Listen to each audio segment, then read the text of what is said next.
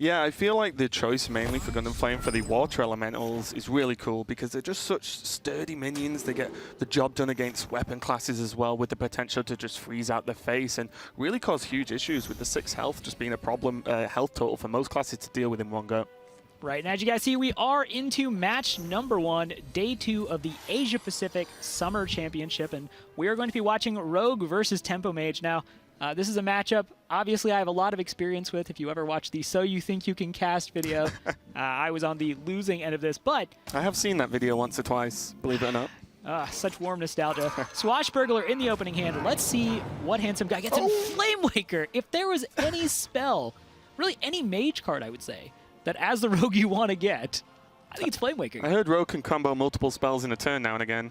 You may have heard correctly, and what Swashbuckler and Undercity Huckster do in terms of your mental state as the opposing player, you know that Handsomeguy has one of your cards. He has one card from your class, and you just begin sitting there going like, okay, what is it? What is it? What is worst case scenario? And like I said, I think Flame Waker may actually just be worst case scenario because Rogue, to your point, so many cheap spells. Yeah, it's really going to be cool to see how Handsomeguy utilizes the Flame Waker into this deck now. And already, though, we're seeing the deck building just straight away come in. And, already we might see even as a stroke of genius at the turn 1 into the Swashbuckler, into Huckster. Already, GundamFlame has a pretty reasonable opening hand for Tempo Mage. You wouldn't be too unhappy with this at all. But he's already on the back foot straight away. There's for some reason the Rogue is pressuring him with minions from turn 1 and 2, as opposed to normally the other way around of like a Mana Worm opening, for example.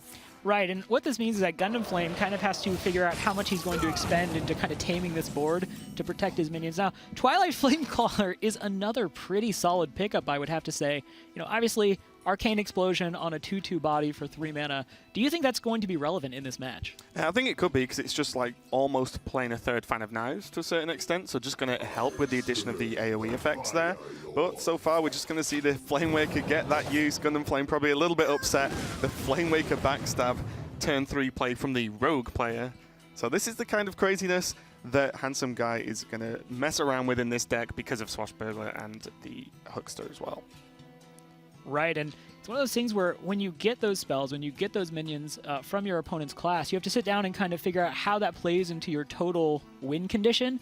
And the thing is, Rogue's already so flexible, and the people who are playing Rogues have such an acute understanding of the fact that, look, there's a bunch of different ways the game could go. Yeah, exactly, and it really just always is managing resources to the highest extent, whereas in some other classes it's a little bit more straightforward in the decision making, but we did see GundamFlame able to quite easily deal with the Flame Waker, and now he has the maybe slight frustration that he wants to kill this Tomb Pillager, but also getting his Water Elemental down this turn would be fantastic. Yeah, you brought up Water Elemental, and I agree. This is one of those minions that ever since the original incarnation of Hearthstone has hung around, constantly peaks into mage decks because it is so powerful. 3/6 for 4 is a great stat line, but I kind of feel like this is like infested wolf territory almost, where you put it down, you feel like there's like a good chance this is coming right back into your hand. So I kind of wonder how much he's going to necessarily value it here. If he feels like he can just leave the Tomb Pillager up, not give him the coin immediately. Again, not sure you necessarily just want to play that down. Yeah, I think the frustration here is nothing else fits too well. It might even potentially have been a Fireball come out just to kill the Tomb Pillager and leave the 3/2 on the board as well, and just try and continue the pressure like that. But GundamFlame did decide that this was the turn he can just squeeze in that Cabalist Tome and try and get the value going forward. So this is the way Tempo Mage has been played more often recently, as opposed to its older incarnations, where you actually can afford to play the game a little bit slower and then really cash in on your value cards like Tome later on. Right, does just play down the Cabalist Tomes, gets these spells. I don't know that that's really what he was looking for. One thing that GundamFlame can enjoy in this moment is he now knows exactly what 2 cards Handsomeguy had gotten from Undercity, Huckster, and Swashbuckler, but that Tomb Pillager just going to quickly do a pretty good amount of damage if it can't be handled. Yeah, and just yet again, it's another turn for GundamFlame where I feel like there's nothing feels too great at all. You might even just see the Elemental and maybe even the Thalnos put down to just continue cycling. He can use the Thalnos and the Explosion to deal with the 2/2, but it pretty much just tickles the Tomb Pillager at this point, so it doesn't really deal with that minion either. So kind of an awkward turn overall. It looks like he's actually going to Fireball down the Tomb Pillager. So he didn't make this play last turn because he wanted the value from the Tome, but now he's been forced into it.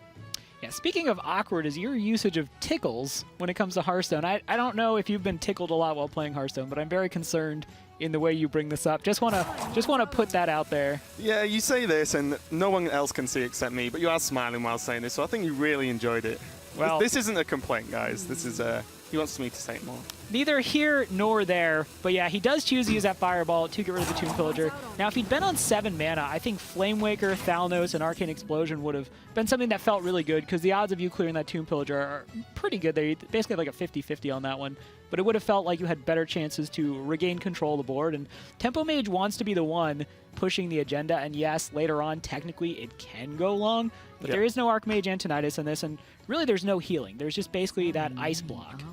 Yeah, which is going to be good as well, because the fact that he got 2 secrets, he's got the Effigy and the Ice Block, because you get them from cards like Tome or even potentially, you know, Babbling Book normally in the list, so on, it really makes your opponent have to think about playing around every single secret, because it could be any of them. There's no like set piece secrets you use in this deck anymore, so it's going to raise some questions, but Handsomeguy is actually just going to raise the question of, can you even deal with this much pressure on the board? The second Tomb Pillager, going to get the 6/6 Van Cleef, and even the 2/2 just chipping away there.